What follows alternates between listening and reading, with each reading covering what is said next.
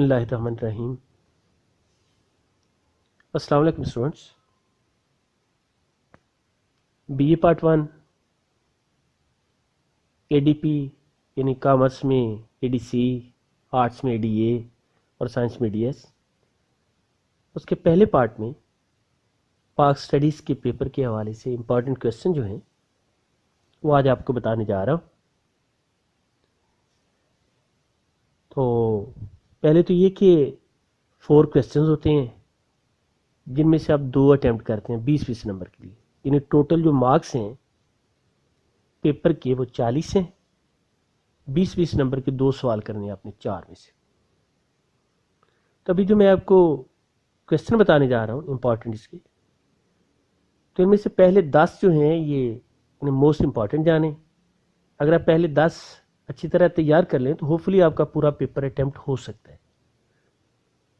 और अगर आप सारे के सारे आई होप 20 के लगभग होंगे, 20 शायद सवाल लिखे हैं मैंने, तो ये 20 के 20 तैयार कर लेते हैं तो मुझे उम्मीद है कि आपके जो चारों क्वेश्चन हैं वो इनमें से आ जाएंगे इंशाल्लाह।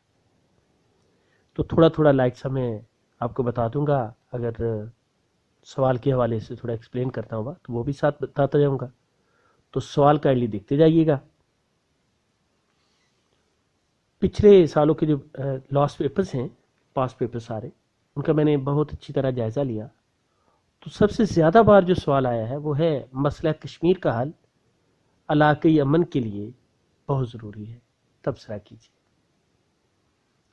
या सम टाइम वो इस तरह भी सवाल आ जाता है कि मसला कश्मीर का हल जनूबी एशिया के अमन के लिए बहुत ज़रूरी है, तबसरा कीजिए या वजाहत कीजिए। तो ये सवाल आपने तैयार करना है। ये बहुत ज़्यादा मरतबा आया हुआ सवाल और बार बार ये रिपीट हो रहा है पेपर्स में। सेकेंडली, सर सैयद अहमद ख़ान की खिदमत या फिर तहरीक अलीगढ़ की खिदमत बयान कीजिए, ये सवाल आता है। अब इसमें अगर सर सैयद अहमद ख़ान की खिदमत आती हैं तो वो बाज़ का सिर्फ मजहबी पूछ लेता है, बाज़ का सियासी पूछ लेता है, बाज़ का तदबी पूछ लेता है, बाज़ का समाजी पूछ लेता है, बाज़ का तो जनरली दे देता है कि खिदमत बयान कीजिए। तो अगर उसने सिर्फ मजहबी पूछी हैं तो आप मजहबी ज़्यादा खिदमत लिखेंगे, थोड़ा सा तारफ़ बिल्कुल स्टार्ट पे थोड़ा सा लाइट सा तारफ़ देंगे सर सैयद अहमद ख़ान की शख्सियत का, तो बाद में लिख देंगे। और अगर वो जनरली सिर्फ खिदमत लिख देता है तो फिर आपको सारी उनकी खिदमत लिखना पड़ेंगी, यानी मजहबी भी, सियासी भी, समाजी भी और अदबी खिदमत भी। और अगर तहरीक अलीगढ़ की खिदमत आ जाती हैं तो देन सर सैयद अहमद ख़ान के जो रफ़क़ा थे उन सब का भी आपको जिक्र करना पड़ेगा, जस्ट लाइक डिप्टी नज़ीर अहमद, अल्ताफ़ सिरहाली, शिबली नुमानी वगैरह। फिर उसके बाद एक सवाल जो है वो रिपीटेडली आ रहा है बार बार पेपर्स में, वो है पाकिस्तान में नफाज इस्लाम की कोशिशों का अहाता, या फिर ज़िया उल हक के दौर में नफाज इस्लाम की कोशिशों का अहाता कीजिए। अगर तो सिर्फ ज़िया दौर के हवाले से आता है तो ज़िया दौर में जो ऑर्डिनेंस लाए गए, जो अमेंडमेंट्स की गई, उनका आप जिक्र कीजिएगा। और अगर पाकिस्तान में नफाज इस्लाम की कोशिशों का जिक्र आता है ज़िया उल हक का जिक्र किए बगैर, देन आपने जो करारदाद मकासिद है उससे स्टार्ट लेना है। फिर 56 के आइन में, 62 के आइन में, 73 के आइन में, और फिर ज़िया के दौर में जो जो इस्लामी दफ़ात थी वो सारी आपने मुख्तसर तौर पे शो कर लिखनी होती हैं सारी। फिर उसके बाद कायद आज़म के हवाले से सवाल आते हैं 2-3 पेपर्स में, और एक सवाल जो है ये वर्डिंग की थोड़ी चेंज के साथ आ जाता है, जैसे कायद आज़म की गवर्नर जनरल की हैसियत से खिदमत बयान कीजिए। और यही सवाल इस तरह भी आता है कि इस्तेहकाम पाकिस्तान के लिए कायद आज़म की खिदमत बयान कीजिए। या फिर इस तरह भी ये सवाल आता है कि पाकिस्तान की इब्तदाई मुश्किलात के हल के लिए कायद आज़म की खिदमत बयान कीजिए। तो इन तीनों सवाल में से जो भी अल्फाज आ जाते हैं जवाब उनका सेम है, और ये वो उनकी सारी सर्विसेज हैं, सारी खिदमत हैं, सारे उनके कारनामे हैं जो उन्होंने पाकिस्तान बनने के बाद सारे अंजाम दिए। और दूसरा सवाल जो है कायद आज़म के हवाले से वो है बानी पाकिस्तान की हैसियत की खिदमत, या फिर तहरीक पाकिस्तान में कायद आज़म की खिदमत, या फिर क़याम पाकिस्तान के लिए कायद आज़म की खिदमत। तो ये सारे के सारे उनके वो कारनामे हैं, उनकी वो सर्विसेज हैं, वो खिदमत हैं जो उन्होंने पाकिस्तान बनने से पहले सारे अंजाम दिए।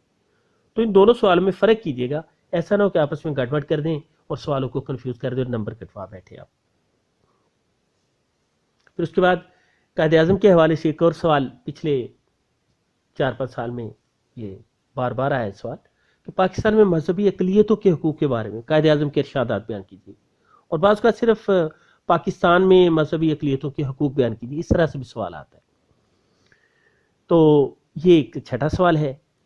اب نیکسٹ جو ہے نظریہ پاکستان پر تفصیلی نوٹ تحریر کیجیے، یہ سوال بھی ریپیٹڈلی آیا ہوا ہے پچھلے پیپرز میں، نظریہ پاکستان پر تفصیلی نوٹ تحریر کیجیے۔ اب اس میں آپ کو تعارف دینا پڑے گا، اور جو علامہ اقبال کے اشعار دیے انہوں نے، اکثر جو بکس ہیں ان کے اینڈ پہ دیے ہوتے ہیں، تو ان کو اگر آپ ایڈ کرتے جاتے ہیں تو اس کا ڈیفینیٹلی آپ کو ایکسٹرا جو ہے ایج ملے گا، اس میں زیادہ نمبر آپ کو مل جائیں گے۔ لیکن یہ ذہن میں رکھیے گا کہ جب علامہ اقبال کے اشعار آپ درج کرتے ہیں تو ایسا نہیں ہونا چاہیے کہ وہ بے محل ہو، مطلب علامہ اقبال کے وہی اشعار درج کیجئے جو سوال کے جو اصل متن ہے اس کے ساتھ کچھ وہ جوڑ رکھتے ہوں، میل رکھتے ہوں، ان کی مطابقت ہو۔ 8واں لیا میں نے سوال، وہ ہے تحریک خلافت پر تفصیلی نوٹ تحریر کیجیے۔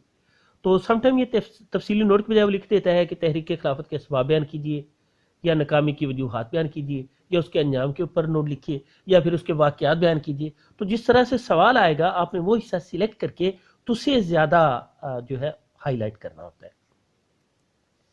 پھر پاکستان کی ابتدائی مشکلات تحریر کیجیے، یا پاکستان کی بنیادی مشکلات تحریر کیجیے۔ اگر بنیادی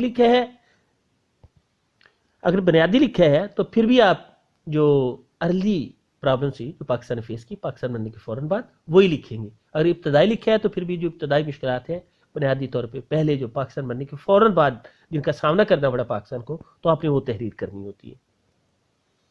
پھر 1973 کے آئین کی اسلامی دفعات، یہ 10واں سوال میں نے ایڈ کیا ہے پریورٹی وائز، 10واں یہ سوال ہے 1973 کے آئین کی اسلامی دفعات۔ تو اس میں پاکستان کی زبان کا قومی زبان اردو ہونا، یا اس طرح سے جو ہے کچھ ایسی شکیں بھی بچے شامل کر دیتے لکھتے ہوئے، تو وہ نہیں، خالصاً جو اسلامی دفعات ہیں جن کا اسلامی قوانین کے ساتھ تعلق ہے، جیسے پاکستان کا نام اسلامی جمہوریہ پاکستان رکھا گیا، یا مسلمان کی تعریف شامل کی گئی، یا صدر اور وزیر اعظم کا مسلمان ہونا ضروری قرار دیا گیا، تو وہ ساری آپ نے دفعات لکھنی ہوتی ہیں۔ اور یہ سوال آپ نے بڑی اچھی طرح اٹیمپٹ کرنے، ساری کی ساری دفعات نہیں لکھ دینی، صرف اسلامی دفعات جو ہیں وہ آپ نے تحریر کرنی ہے۔ اب یہ پہلے 10 سوال اگر آپ اچھی طرح تیار کر لیتے ہیں تو ہوپ فلی آپ کا پیپر اٹیمپٹ ہو سکتا ہے۔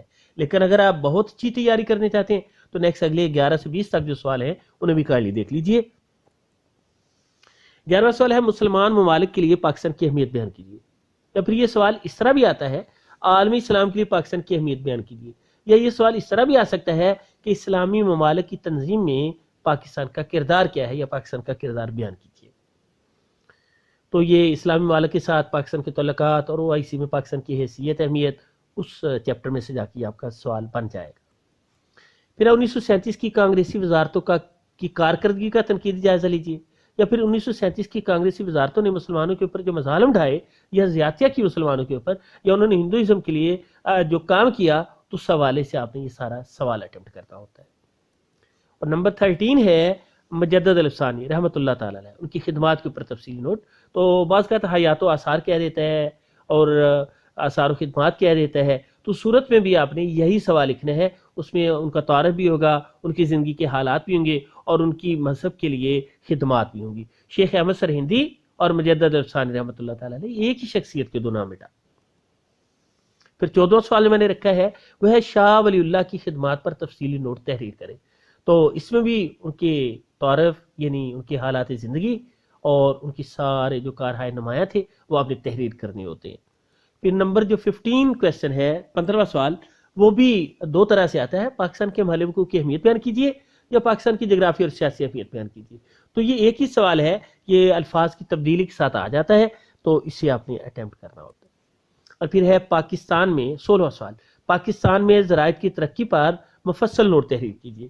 تو پاکستان میں شعبہ زراعت کے مسائل بھی یہ سوال بن کے آ سکتا ہے، پاکستان میں زراعت کی ترقی کے لیے حکومت پاکستان کے اقدامات کے طور پر بھی آ سکتا ہے۔ تو نیکسٹ جو کویسچن ہے وہ 17 نمبر، تو یہ سوال ہے کہ پاکستان میں صنعتی ترقی کے مسائل اور ان کے حل کے لیے حکومتی اقدامات تحریر کیجیے۔ نمبر 18، علامہ اقبال کے ارشادات کی روشنی میں نظریہ پاکستان کی وضاحت کیجیے۔ یہ ویری فرسٹ چیپٹر جو ہے اس میں ہے، اس میں آپ ان کے اشعار دے سکتے ہیں، ان کی جو تحریریں ہیں ان میں سے دے سکتے ہیں، ان کے جو فرمودات ہیں ان میں سے لکھ سکتے ہیں، اور نظریہ پاکستان کی آپ ایکسپلین کر سکتے ہیں۔ اور پھر 19واں سوال جو میں نے رکھا ہے یہ بھی پہلے آپ کا جو پاک اسٹڈی کی بک ہے اس میں پہلا یہ چیپٹر جو اس کے اندر موجود ہے، قائد اعظم کے ارشادات کی روشنی میں نظریہ پاکستان کی وضاحت کیجیے.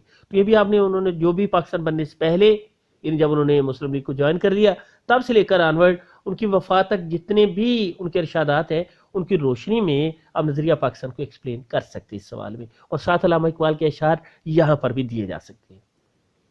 پھر جو 20واں سوال لکھا ہے وہ قرارداد پاکستان اور قرارداد لاہور. آپ سب کی نالج میں ہے کہ قرارداد پاکستان کا اصل نام قرارداد لاہور ہی تھا، تو پیپر میں قرارداد لاہور آ جاتا ہے یا قرارداد پاکستان آ جاتا ہے، تو یہ وہی 23 مارچ 1940 والی منٹو پارک کی قرارداد ہے، تو اس کے اوپر آپ نے تفصیلی نوٹ تحریر کرنا ہے.